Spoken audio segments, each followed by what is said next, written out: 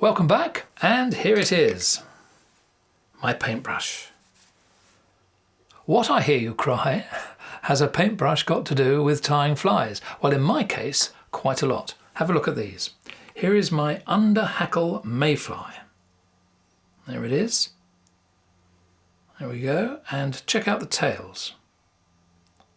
Okay, I'm sure you've guessed.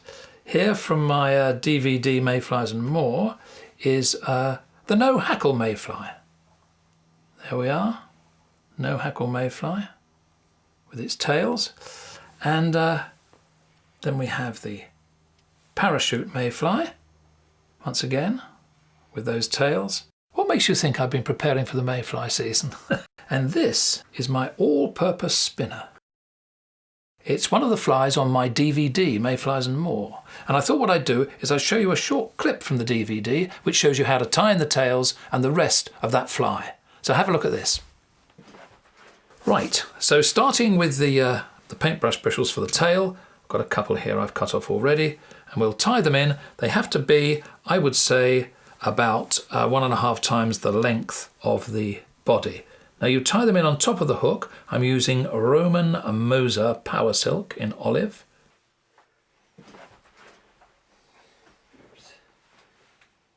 And you stop at about 3 mil behind the eye. Come back, make sure you're just above the hook point.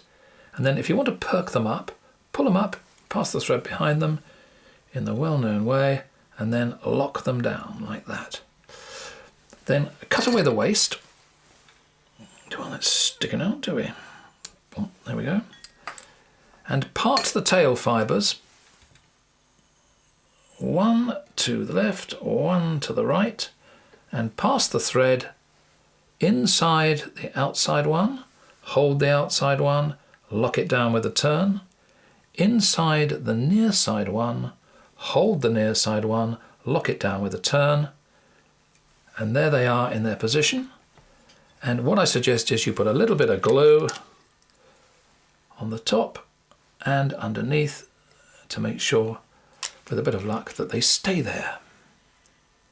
Okay, now we've got to tie in the wing. Move the thread forward. Take some aero wing and cut off a reasonable portion, like that. And I take a comb and I comb it out so that it's all in jolly good condition. There we are, look at that. Ooh, should have been a hairdresser, don't start. Like that, jolly good. We tie it in with figure-of-8 turns on top of the hook, just about there. Take your time with this, as I'm going to. 1 turn, 2 turns, then come the other way. 1 turn there. 2 turns there. That's it. I think I'm going to wet that a little bit so it's easier to deal with. Put another turn in there, then come round here and start figure-of-8ing across them. And every now and again, just pull that through a little bit because they're not terribly even. There we are. Every now and again, make sure they're good and tight like that. Okay, now you're going to do the dubbing now, so you want most of these to stay out of the way, most of these fibres, so you can damp them and pull them forward. There we go. Now this dubbing is going to go the length of the body and in figure-of-8 turns around the wings. Here we are. You really need so little of it, just the merest whisper of it really. It's quite tricky, but it is worthwhile. Make a noodle.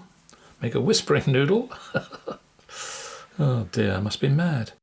There's our noodle for today. Then we take our sewing machine needle and we split the thread. Like that, all the way down. Lovely. Take the noodle and pop it between the thread, right up to the hook if you can manage that. And then spin the bobbin. Because what we're trying to do here is we're trying to get a really, really fine rope of dubbing. I think this is a really great way to dub because it gets it so fine and it's still a spiky dub. Look at that. Wind it forward carefully in touching turns. Ooh, I love it.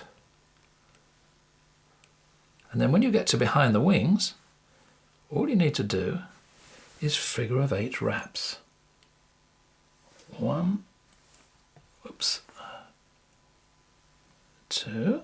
You need to make the thorax quite pronounced, I believe. Like that.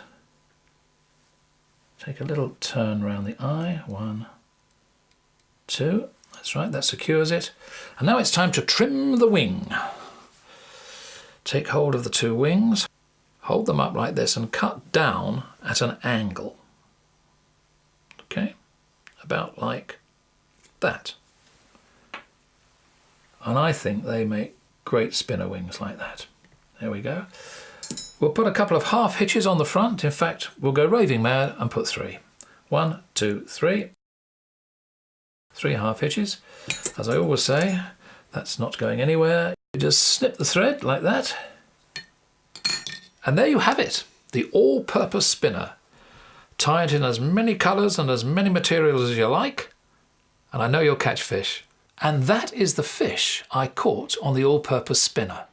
Now, if you'd like to see a film of me catching that fish, I do happen to have one, thanks to the expertise of my wife with a movie camera. If you're watching this on my site, stay there for a minute. If you're not, go to www.chrissandford.com, go to fishing and look for Me and the Missus Fishes New Zealand. And you'll see this fantastic fish. It really is a beauty. Long time ago now, about 10 years. Anyway, I hope you tie the all-purpose spinner. I hope you tie it, I hope you try it, and I hope you catch a big one. Now, in the next little lump of stuff, I'm going to talk about my vices again.